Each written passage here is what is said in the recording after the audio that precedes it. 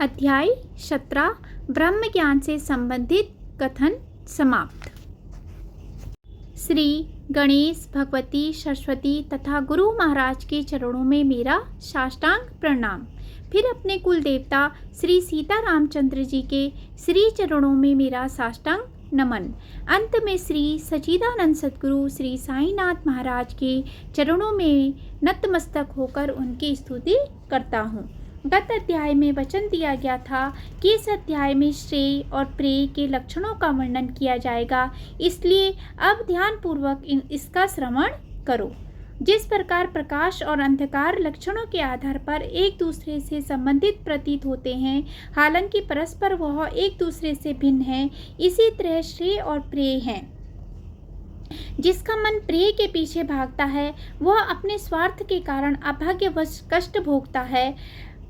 प्रभेद विवेक करना श्रेय है, अविवेक प्रभेद न करना प्रेय है। श्रेय का विषय केवल विद्या है और प्रेय केवल अविद्या। ज्ञानी कभी प्रेय के प्रलोभन में नहीं आते, अज्ञानी को श्रेय नहीं भाता। जब तक कनक, सोना और कामिनी की लालसा बनी रहेगी, इंद्रियां कामुक सुखों और विषयों में ग्रस्त रहेगी और विवेक वैराग्य की प्राप्ति नहीं होगी, तब तक प्रेम के प्रति मोह बना रहेगा। श्रेय और प्रेय का मिलना दूध और पानी के मिलने के ही समान है और इस मिश्रण से जैसे मानस झील के हंस पानी को अलग करके केवल शुद्ध दूध पिएंगे, वैसे ही दृढ़ प्रतिज्ञा बुद्धिमंत, विवेकी और भाग्यशील श्रेय से जुड़ेंगे और सदैव प्रेम से विमुख होंगे। लेकिन उन मंदबुद्धि लोगों को देखो, भौतिक और सांसारिक फायदों के लिए वे शारीरिक सुख, पशु, पुत्र, धन, यश, मान आदि की कामना करते हैं और इस प्रकार केवल प्रेय को ही प्राप्त करते हैं। चाहे वो श्रेय हो या प्रेय हो, जब दोनों को पूरी तरह समझा जाता है कि वे क्या हैं, तो स्वतंत्र मन वाले पुरुष को इन दोनों में से अपने लिए एक को चुनना होता है। लेकिन जब दोनों से सामना होता है तब चयन करना कठिन हो जाता है और जब विषय वस्तुएं मंदबुद्धि पर विजय प्राप्त कर लेती हैं तब वह प्रेय ही होता है जो दृढ़ता से उसका आलिंगन करता है। मानव जीवन का वास्तव में उच्चतम लक्ष्य और उपलब्धि इसी में है कि वह प्रेय को धकेल कर दूर कर दे और श्रेय का स्वागत करे, ठीक उसी हंस की तरह जो दूध को जल से अलग कर लेता है। हालांकि प्रेय और श्रेय दोनों ही पुरुष की शक्ति के अधीन हैं, लेकिन विवेकहीन और मंदमती उनमें विवेचन करने में असमर्थ रहता है। सर्वप्रथम यह समझा जाना चाहिए कि किसी व्यक्ति का श्रेय किसमें निहित है। केवल तभी उसकी प्राप्ति में आने वाली रुकावटों के निवारण के उपाय और साधन ढूंढे जा सकते हैं। यहाँ व्यक्ति को शक्तिशाली और दृढ़ मानव प्रयत्न की आवश्यकता होती है। इसीलिए मन में दृढ़ निश्चय करके व्यक्ति को श्रेय की प्राप्ति के लिए मेहनत करनी चाहिए। संसार के चक्र के फेर अतर्क्य हैं, वह आठों पहर घूमता है और मनुष्य को त्रिताप भोगने पड़ते हैं जिनसे बचा नहीं जा सकता। वह अत्यंत दुख का कहर सहते हुए जर्जर हो जाता है और उनसे मुक्ति पाने का कोई सरल व सुलभ साधन खोजने लगता है। जब इस संसार सांसारिक चक्र के परिवर्तन को सहन करना कष्टप्रद हो जाता है, तब वह इन प्रश्नों के उत्तर खोजने लगता है कि इस परिवर्तनशील चक्र को कैसे रोका जा सकता है। क्या ऐसा करने का कोई उपाय है? अगर भाग्यवश किसी के मन में ऐसा विचार जागृत हो जाए तो वह मानव प्रयत्न द्वारा अपने जीवन के उत्तम लक्ष्य श्रेय को प्राप्त करने की शुरुआत होती है और तब अपने ही हित के लिए ऐसा व्यक्ति अपने उद्देश्य को पूर्ण करने के लिए उपयुक्त साधन ढूंढने का प्रयास करता है। अविद्या अथवा माया अनादि है। यह सीप में चांदी और मृग तृष्णा के भ्रम की तरह मायावी और निरर्थक है। इस मिथ्या अशुद्ध रुकावट के कारण को दूर किया जाना चाहिए। केवल स्वप्न में ही स्वर्ण की वर्षा होती है और कोई प्रयत्न करके उसे भरपूर मात्रा में एकत्र भी कर सकता है ताकि जरूरत के समय उसका उपयोग किया जा सके। लेकिन निद्रा से जागने पर सब कुछ समाप्त हो जाता है। इंद्रिय सुखों की कामना करना, जिन्हें पहले ही भोग लिया हो या भोगा न गया हो, उनकी आशा और तृष्णा यह सदैव रुकावट पैदा करती है, इसीलिए सर्वप्रथम इन्हें दूर करो। जिसे सूर्य के देदीप्यमान प्रकाश में भी देखा न जा सके, जहाँ बुद्धि प्रवेश न कर सके, यानी जिसे बुद्धि न समझ सके और इसलिए वापस मुड़ जाए, जिसकी वेद और श्रुतियों भी था न पा सके, उसे गुरु हाथ से संकेत करके समझा जा सकता है। काम और क्रोध दोनों ही मन के रोग हैं, जो ज्ञान प्राप्त होने नहीं देते और श्रवण, मनन व समाधि तीनों को भंग करते हैं। क्या ऐसा संभव है कि जब दीपक की ज्योति और कर्पूर का मिलन हो, तब वे एक दूसरे को दूर धकेल दें? जोड़े के मिलते ही तत्काल कर्पूर ज्योति के साथ मिलकर एक हो जाती है। जो सदैव दुष्कर्मों को करने में व्यस्त रहता है, जिनको श्रुति और स्मृति न करने के लिए मनाही की है, और जिसे अच्छे और बुरे का ज्ञान नहीं है, वह अपना क्या हित कर सकता है, भले ही वह ज्ञानी क्यों न हो। उसी प्रकार जो नित्य अशांत रहता है, जिसका हृदय व्याकुल रहता है और जिसका मन इंद्रियों की चंचलता के कारण उत्तेजित रहता है, ऐसे व्यक्ति को परिपूर्ण ज्ञान नहीं हो सकता। जिसका दिल पूर्णतः संतुष्ट है, जो वास्तव में आचारवान गुरुपुत्र है और जिसकी आत्मतल्लीनता अटूट है, केवल वही ज्ञान संपन्न है। चाहे संसारी हो या मोक्षगामी, अगर किसी को अपने धाम पहुंचना है तो उसे इस शरीर रूपी रथ का मालिक बनना पड़ेगा। केवल शब्दों की चतुराई से वह क्या प्राप्त कर सकता है? यहाँ केवल वाक्पटुता का कोई स्थान नहीं, अभ्यास ही सर्वसार है। इसी शरीर को रथ मान लो, जिसमें तुम शांति और आराम से बैठे हो। अपने शरीर को रथ मान लो और अपनी बुद्धि को सारथी मान लो और स्वयं स्वचित्त हो स्वामी बनकर इस रथ में बैठ जाओ। फिर सारथी को इंद्रिय मुख भोगने के विभिन्न परंपरागत साधनों पर विजय प्राप्त करने का रास्ता बताओ, जिन पर विजय प्राप्त करना कठिन होता है, और तुम्हारी मान रूपी लगाम उन्मत्त और हटी 10 इंद्रिय रूपी 10 घोड़ों को नियंत्रण में करे। हालांकि घोड़े पागलों की भांति भागने की कोशिश करेंगे, तथापि लगाम उन्हें अपने स्थान पर रखेगी। सारथी के हाथों में लगाम सौंपकर स्वयं आराम से पीछे बैठो। अगर सारथी निपुण और कुशल है, केवल तभी घोड़े तीव्रता से वे कुशलतापूर्वक चलेंगे। लेकिन अगर सारथी बुद्धि की स्वयं की ही लगाम मन के नियंत्रण में है, तो घोड़े शक्तिहीन व कमजोर हो जाएंगे। केवल उसे ही परम पद की प्राप्ति होगी, जिसकी विवेक बुद्धि का मन पर पूर्ण नियंत्रण है और जो सदैव आत्मा से जुड़ी है। बाकी दूसरे तो मार्ग में ही थक जाएंगे।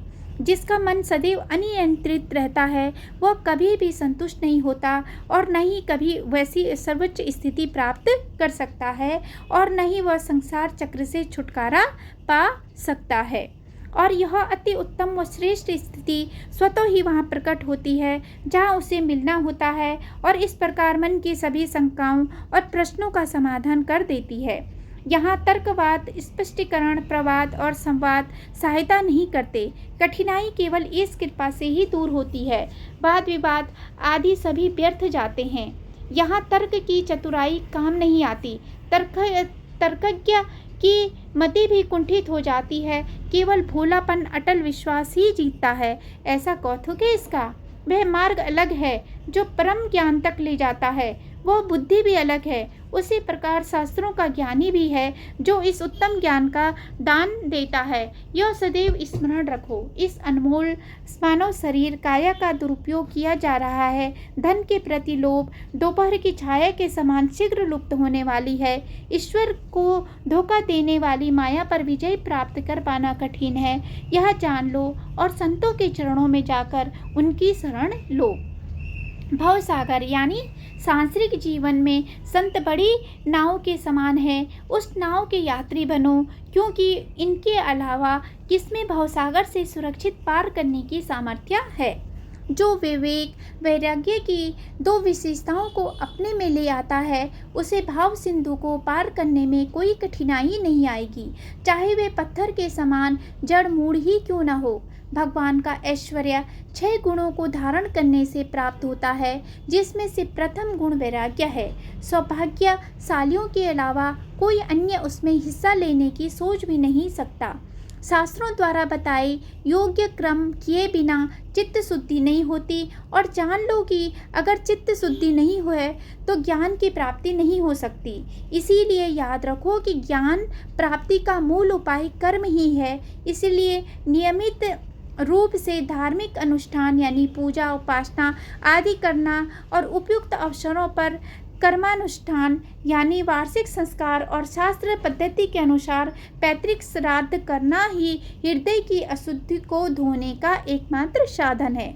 ऐसे शुद्ध चित्त में विवेक वैराग्य की उत्पत्ति होती है और ब्रह्म ज्ञान प्राप्त करने के लिए साम दाम आदि साधनों की प्राप्ति हो जाती है। इसीलिए इस शरीर में रहकर भी व्यक्ति को विधेय मुक्ति की अवस्था का अनुभव हो जाता है। जो अपने कर्मों के फल की इच्छा को त्याग देता है और जो संकल्प त्याग देता है, जो गुरु के ध्यान में एकाग्र हो करके अनन्य भाव से समर्पण करता है, वह सद्गुरु की पूर्ण सुरक्षा का सुख भोगता है। जिसकी ब्रह्मा प्रवृत्ति शून्य यानी समाप्त हो गई है, ऐसे अनन्य भाव वाले भक्त को आत्मज्ञान द्वारा ज्ञान लाभ यानी विवेक की प्राप्ति हो जाती है। वहाँ अन्य कोई उपाय काम नहीं करता। लेकिन अगर ऐसा आत्मज्ञान प्राप्त करने के बाद भी वह अधर्म के मार्ग पर चलता है तो वह न धरती के नीचे होगा और न ही स्वर्ग के ऊपर। वह तो केवल त्रिशंकु की तरह आधे रास्ते यानी बीच में लटका रहेगा। जीव की अज्ञान वृत्ति ही उसे संसार की ओर खींचती है। आत्मज्ञान प्राप्ति के उपरांत संसार से निवृत्ति हो जाती है और वह संसार में रहकर भी उसमें नहीं रहता। आत्मज्ञानी सदा अहम भाव रहित होता है। उसके धर्म अधर्म शुभ अशुभ कुछ नहीं होता। ऐसे व्यक्ति के लिए सांसारिक जीवन में फिर हित और अहित का क्या महत्व रहता है। जहाँ स्थूल शरीर के अहंकार की वृत्ति यानी देहंकार वृत्ति नष्ट हो जाती है, वहाँ तत्काल ही निवृत्ति निवास करने लगती है। निश्चित रूप से यह जान लो कि वह जीव की परमात्मा के साथ एक होने यानी परमात्मा स्थिति होती है। शत्रु और मित्र तो सांसारिक जीवन की प्रवृत्ति से संबंधित होते हैं, लेकिन निवृत्ति विचित्र होती है। जब व्यक्ति में को सर्वत्र तथा हर वस्तु में व्याप्त देखता है, तब कैसा बैर और कैसी मैत्री। ऐसे महासुख की तुलना में देह का महादुख कुछ भी नहीं होता। और जब ऐसे महान सुख की उपलब्धि हो जाती है, तब सांसारिक सुखों के लिए कौन आंसू बहाएगा। और तब धीरज का यह ऊंचा पहाड़ तिल मात्र भी नहीं हिलता, चाहे उस पर सांसारिक दुखों और कष्टों के पहाड़ टूट कर क्यों न गिर पड़े।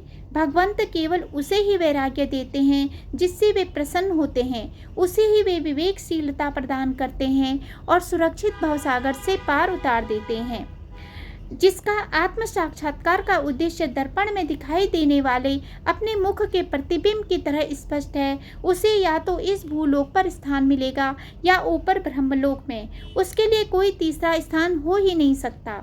जब यज्ञ बलिदान द्वारा देवताओं को तृप्त किया जाता है, तब पितृलोक की प्राप्ति होती है। और जब व्यक्ति अपने कर्मों का फल भोगता है, लेकिन उसे आत्मज्ञान प्राप्ति नहीं होती, गंधर्व लोक, महालोक, जनलोक, तपलोक और सत्यलोक में प्राप्त किया आत्मज्ञान बहुत स्पष्ट और स्थिर होता है। इसीलिए जो आत्म साक्षात्कार के इच्छुक होते हैं, वे इस धरती पर दीर्घ आयु की कामना करते हैं, क्योंकि यहाँ चित्त की शुद्धि होती है, बुद्धि दर्पण की तरह निर्मल व स्वस्थ हो जाती है और आत्मस्वरूप का शुद्ध रूप प्रतिबिंबित हो जाता है।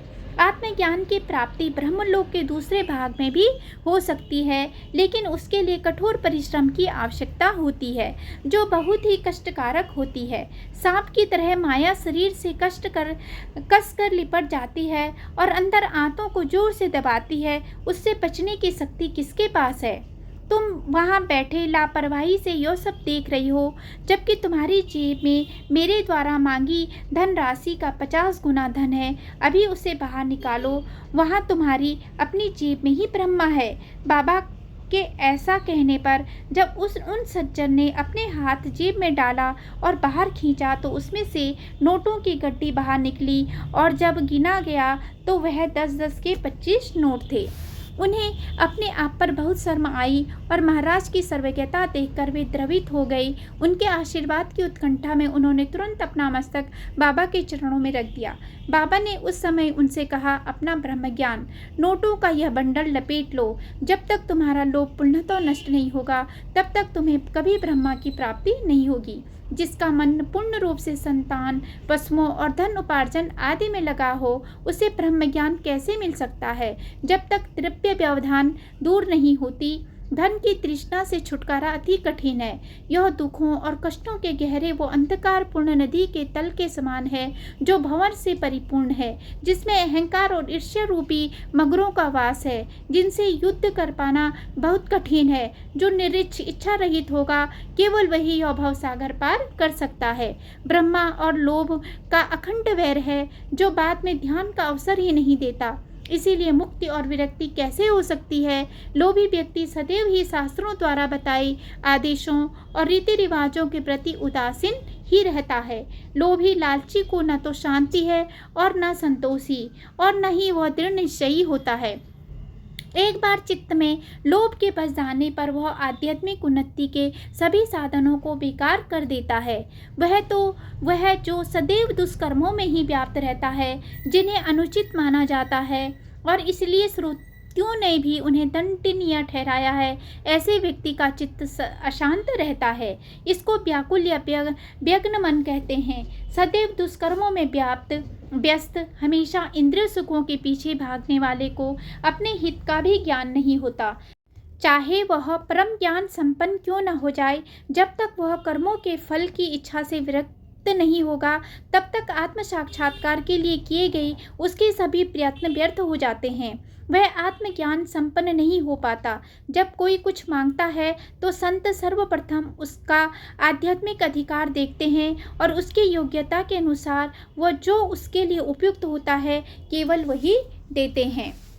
जिसका मन दिन रात देहाभिमान और विषय चिंतन में ग्रस्त हो, उस पर गुरु का उपदेश व्यर्थ जाता है और वह सांसारिक व आध्यात्मिक जीवन में असफल ही रहता है।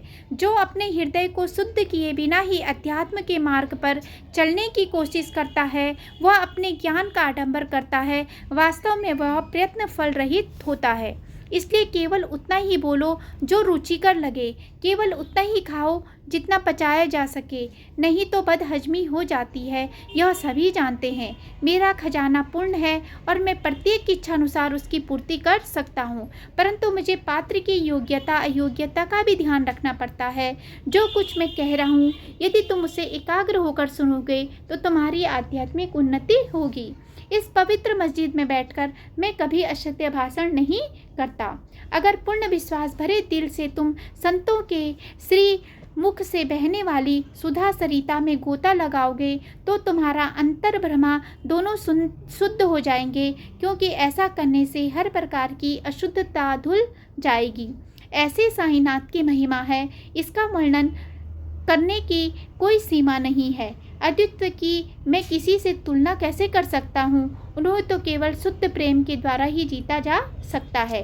वे सभी की माँ हैं, दीन दुखियों और बेसहारों के आश्रयदाता हैं। जो उनकी शरण में जाकर आश्रय लेते हैं, उनके लिए वे कल्पतरु हैं। वे दीन, दुर्लभ और बेसहारों की रक्षा कर उन्हें शीतल छाया प्रदान करते हैं। कई लोग अपने आध्यात्मिक उत्थान के लिए संसार त्याग देते हैं, पहाड़ों पर जाकर मौन धारण कर एकांतवास अंगीकार करते हैं। कई ऐसे संत हैं जो केवल अपने स्वार्थ और आध्यात्मिक तरक्की की प्राप्ति करते हैं, लेकिन दूसरों के लिए वे किस प्रकार उपयोगी है। लेकिन साईं बाबा इस प्रकृति के महंत नहीं थे। यद्यपि उनके कोई घर द्वार, स्त्री और संतान, समीपी या दूर के सगी संबंधी न थे, फिर भी वे संसार में रहते थे। अपने हथेली पर घर घर घूमकर प्राप्त भीख को रखे 24 घंटे पेड़ तले बिताते हुए और दुनियादारी की अपनी चंद वस्तुओं को चारों ओर फैलाए हुए वे लोगों को जीवन यापन की नसीहत देते रहते थे। इस जगत में ऐसे महामती संत बिरले ही हैं जिन्होंने ब्रह्म स्थिति प्राप्त कर ली है और फिर भी वे दूसरों की आध्यात्मिक कल्याणार्थ स्वयं कष्ट सहन करते हैं। वह देश धन्य है, वह कुल धन्य है, वे पवित्र हृदय माँ बाप धन्य है, वह गर्भाशय धन्य है जिसने ऐसे अनमोल रत्न को जन्म दिया। अनायास ही यह पारसमणि इनके हाथों में आ गया, लेकिन कई लोगों ने उसे साधारण पत्थर जानकर फेंक दिया। बहुत समय तक शिरडी में किसी ने भी इस महान देवता की सही कीमत नहीं जानी। वे एक अमूल्य रत्न की तरह गोबर के ढेर पर पड़े थे जो बच्चों द्वारा खोजा गया था और जिसे बच्चे इधर उधर उठाकर पटक रहे थे, लात मार रहे थे, मानो कि वे निरे एक पत्थर ही हों। इस प्रकार वह ब्रह्मा का साधक बाबा का आशीर्वाद पाकर तृप्त हो गया। हम सभी ऐसा ही आचरण करते हैं। जब रास्ता कठिन होता है तो हम उसे छोड़ देते हैं। जब तक इंद्रियां शब्द, श्रवण, स्पर्श, संवेदन, सुगंध, सूंघने, ब्रह्मा गंग दर्शन, वस्तुओं के बाहरी रूप का दर्शन के सुख का अनुभव करती हैं, तब तक विषयार्थी इंद्रियों को काबू में नहीं कर पाता। और जब तक इंद्रियों को वश में नहीं किया जाता, स्वभाव में इंद्रिय सुखों से विरक्ति नहीं होती, तब तक आत्मज्ञान या उसकी वास्तविक प्रकृति के विषय में ज्ञान हो पाना असंभव होता है। सबसे पहले व्यक्ति को सभी इच्छाओं से मुक्त होना चाहिए और फिर अनन्य भाव से सद्गुरु की शरण में जाकर पूर्ण समर्पण करना चाहिए। जो ऐसी दृढ़ श्रद्धा संपन्न है, केवल वही आत्मज्ञान को प्राप्त करने का पात्र है।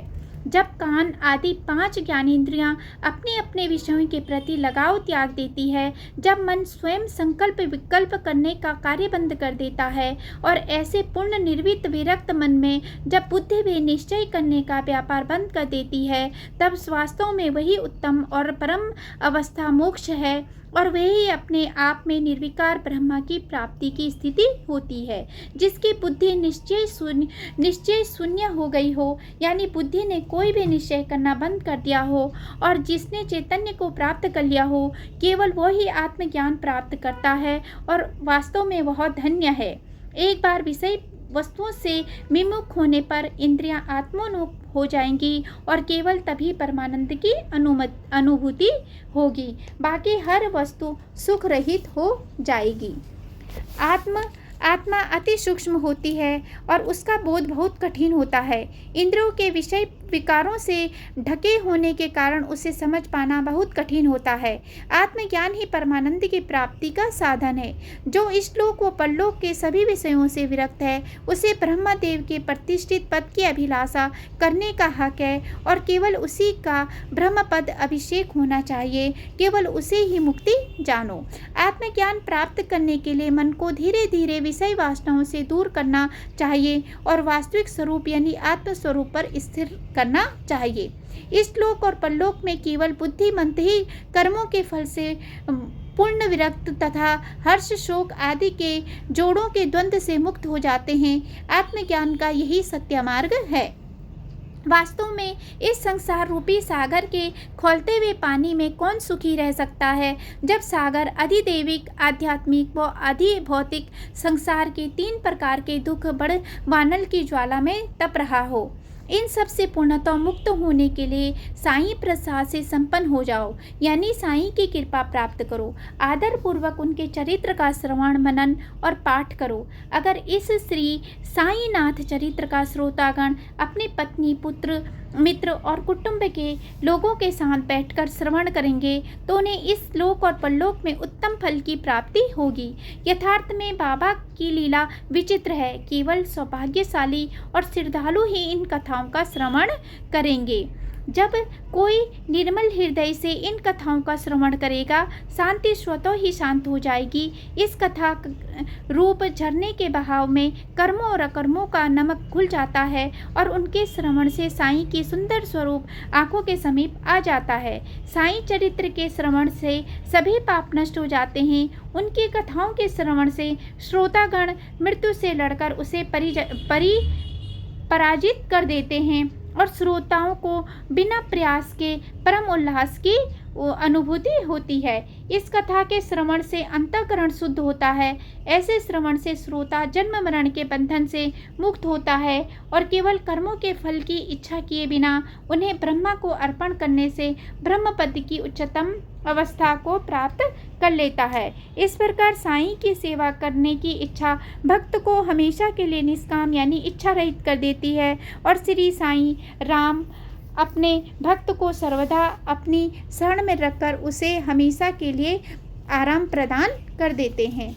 हे श्रोताओं, कृपा कर इस ग्रंथ के कुछ भाग का प्रतिदिन पठन या श्रवण करो। नित्य आदर पूर्वक इसका मनन व निधि ध्यासन करो। बाबा अपने भक्तों को उसी विख्यात तैतरीय श्रुति सिद्धांत आनंदो ब्रह्मोति व्यजानात यानी परम आनंद ही ब्रह्मा है, यथार्थ में इसका मुझे ज्ञान है दोहराते थे।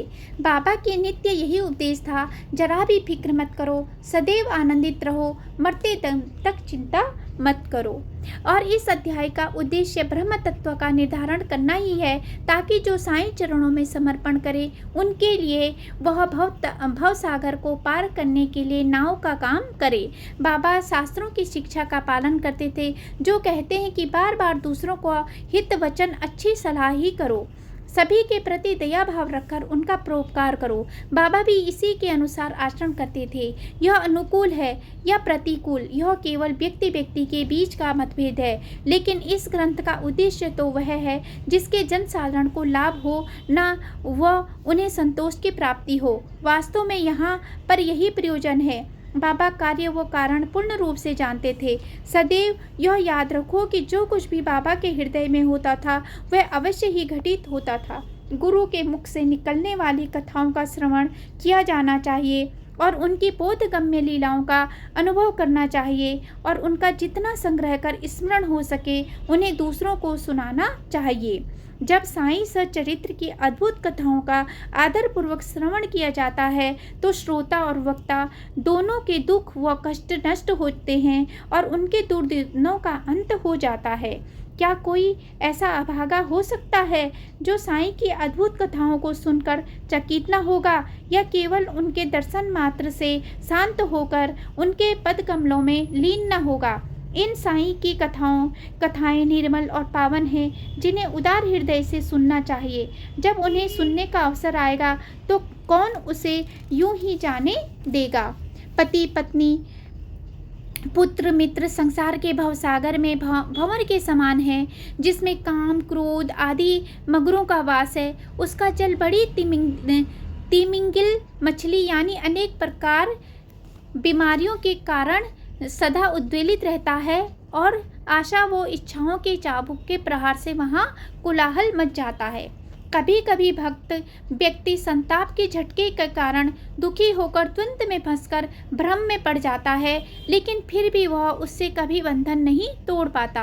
देह के साथ आपत्त रहते हुए भी तुम्हें अपने आप को बोध करवाना चाहिए कि वास्तव में तुम ही शुद्ध ब्रह्मा हो। ठीक उसी प्रकार जैसे एक तोता पिंजरे के अड्डे पर दृढ़ता से पांव टिकाकर अपना सिर नीचे लटकाकर स्वयं उल्टा हो जाता है, तुम मोह माया के कारण ठगे जाते हो। फलस्वरूप तुम अपने वास्तविक हित को भूल गए हो। तुम्हें अपने ही प्रयत्न द्वारा सावधान होकर स्वयं को वास्तविक स्वरूप आत्मा की ओर मोड़ना चाहिए। मोह माया भ्रम में डाल देती है। याद रखो, देह का अभिमान आदि का भ्रम में और मेरे का भाव मृग तृष्णा के समान है। इसीलिए विरक्त और अहंकार रहित हो जाओ। ध्यान पूर्वक विचार करो कि तुम्हें मैं और तू के प्रपंच में फंसने की क्या जरूरत है। अरे तोते अपने पाँव को बंधन से मुक्त कर तभी तुम आकाश में ऊंचे उड़कर विचरण कर सकोगे। मुक्ति बंधन का संकेत करती है। केवल जहाँ बंधन होगा वहीं मुक्ति होगी। दोनों अवस्थाओं से दूर रहकर अपने शुद्ध असलियत आत्मा में ही निवास करो। लेकिन यह सारा ज्ञान संबंधित है। वास्तव में सुख और दुख अज्ञानता के कारण ही आते हैं। स्वयं को इस सब से दूर रख करके वास्तविक अंतर्ज्ञान का अनुभव करो। फलतः ब्रह्म ज्ञान स्वतः प्राप्त होगा। जब तक तुम में तुम्हारा और मेरा का भाव रहेगा तब तक वास्तव में तुम अपने हित के प्रति सचेत नहीं हो। उसे छोड़ दो। शरीर के प्रति मोह को दूर भगाकर अपने वास्तविक स्वरूप की ओर मुड़ो। अगर कुबेर धनवंत होकर भी भिक्षावृत्ति के लिए इधर उधर जाए तो क्या इस अभाग्य और कष्ट की उत्पत्ति अज्ञानता के कारण नहीं हुई है? नित्य पवित्र शास्त्रों का श्रवण करो, सतगुरु के वचनों का विश्वास के साथ पालन करो और सदैव सर्वोच्च उद्देश्य की प्राप्ति के लिए सावधान रहो। इस आचार पद्धति का पालन करने से लोगों को निज उद्धार के मार्ग की प्राप्ति होगी। फलस्वरूप सहज गति से असंख्य जीवों का उद्धार हो जाएगा। जिसको दिन रात तीव्र उत्कंठा रहती है कि कब सांसारिक जीवन से मुक्ति का क्षण आएगा, वह इस बंधन को तुरंत फेंक कर तोड़ता है। एकांत का जितना लाभ उठा सको उठाओ।